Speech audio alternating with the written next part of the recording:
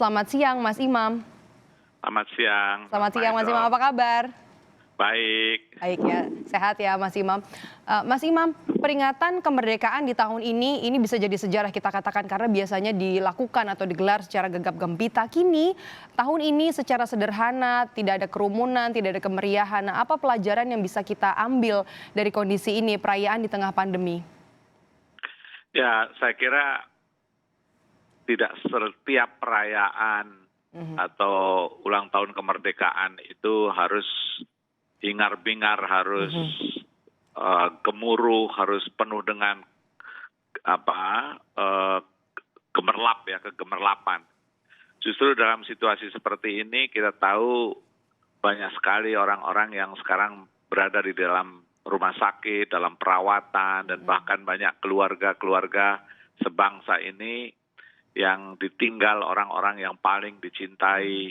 Saya kira sebuah empati yang benar ya kalau kita perayaan kemerdekaan ini harus diisi dengan perenungan. Kita tidak tahu apa yang akan terjadi ke depan ya, tetapi kita yang jelas sedang menghadapi sebuah tantangan yang sangat besar. Bahkan kalau kita mendengar kanselir di Jerman itu menggambarkan ini sesuatu yang tantangan yang belum pernah dihadapi begitu besar sejak Perang Dunia Kedua. Nah itu kanselir Jerman bisa bicara seperti itu. Bisa jadi kita sama. Ini belum pernah terjadi sebuah bencana, ya. Kita banyak sekali mengalami bencana, tetapi belum pernah kita menghadapi bencana yang begitu merata, ya. Dan ini kapan akan berakhir? Kita belum dan tahu. Apa saja? Kita belum tahu. Nah, oleh karena itu kita harus menyiapkan yang terburuk, berharap yang terbaik dengan melakukan upaya-upaya preventif. Ya, kita harus saling menjaga diri, menjaga orang lain jangan sampai tertular. Dan itu adalah makna kemerdekaan, melakukan kontemplasi, ya, kemudian merenung tentang perjalanan bangsa ini ke depan. Dan kita berada dalam situasi yang sangat serius. Situasi yang sangat serius dan sepertinya kita mulai beradaptasi dengan kondisi normal baru selama pandemi 5 bulan ini ya Mas Imam. Nah masyarakat kita kan Mas Imam terbiasa untuk merayakan ulang tahun kemerdekaan dengan berbagai lomba, ada karnaval dan apapun lah yang sifatnya meriah gitu, kerumunan. Nah Anda cukup yakinkah untuk tahun ini kita semua bisa cukup menahan diri berhubung ini adalah tradisi gitu, sudah puluhan tahun, 75 tahun kita merayakan ini? Jangankan hanya sekedar perayaan ya, yang dalam kaidah agama, bahkan Jumatan, Idul Adha, Idul Fitri, dan bagi umat Islam itu sesuatu yang sangat sakral ya. Itu pun kita diwajibkan untuk menahan diri. Karena ini adalah satu bencana yang bisa mencelakakan diri kita dan mencelakakan orang lain.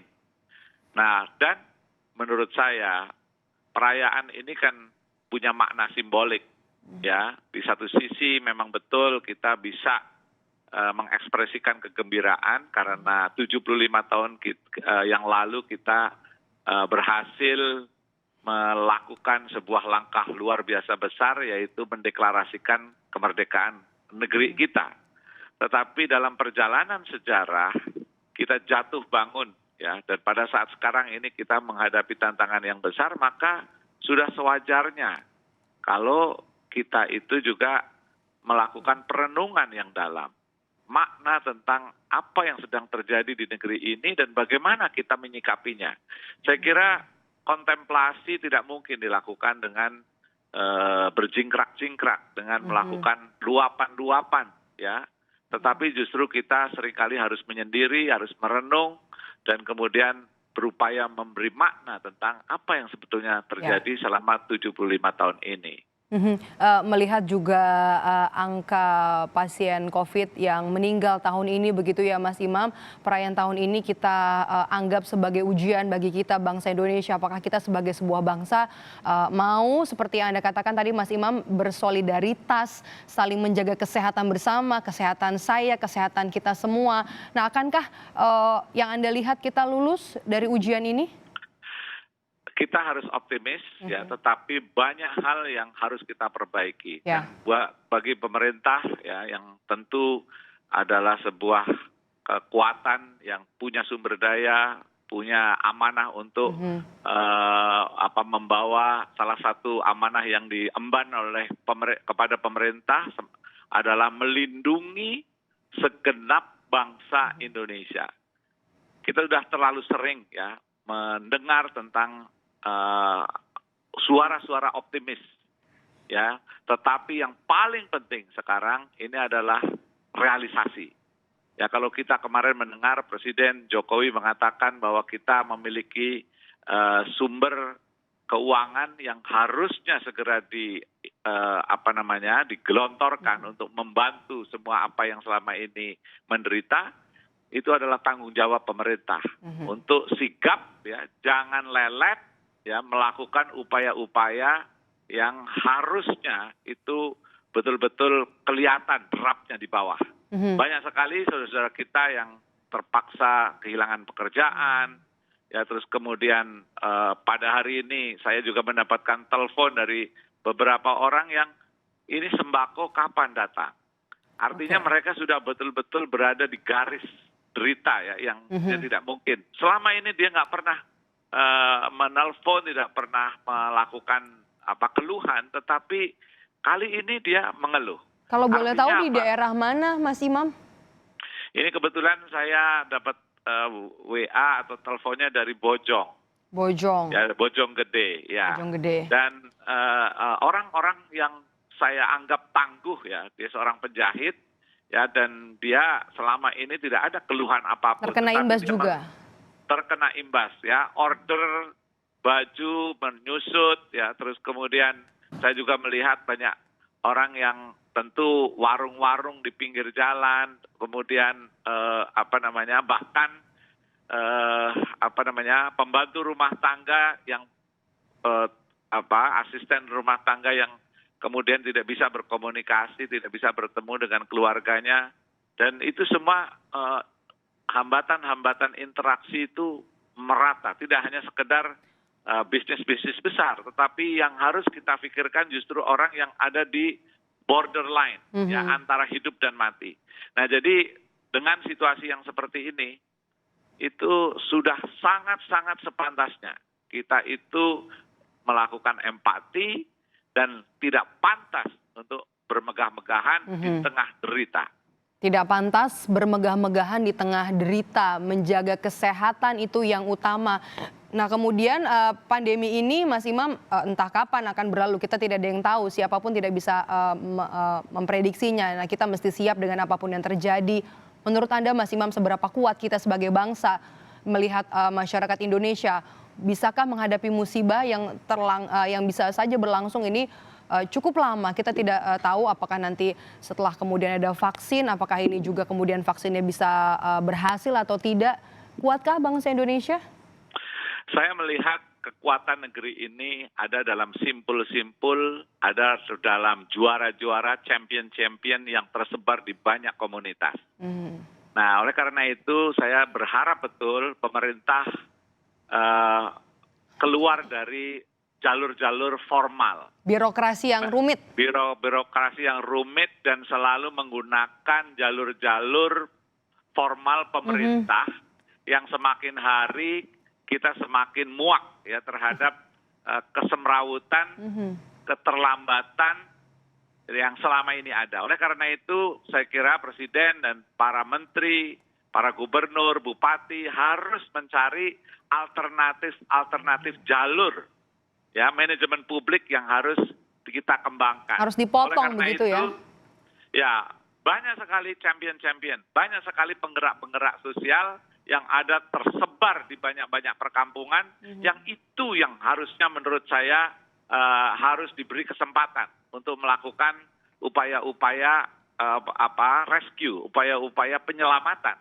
Jangan hanya semata-mata jalur-jalur formal. Nah ini masalahnya birokrasi kita, aturan yang selama ini berlaku adalah sudah menjadi seperti sangkar besi, ya, yang tidak bisa berubah. Nah oleh karena itu sekarang saya kira kita berharap ya para petinggi-petinggi negeri yang kebetulan diamanahi untuk mengelola uang-uang rakyat, pajak rakyat, itu harus melakukan upaya inovatif, ya, upaya-upaya yang betul-betul bisa menolong, membantu orang-orang yang sekarang betul-betul sedang terjepit situasinya. Di bawah, saya katakan di bawah, bukan di atas.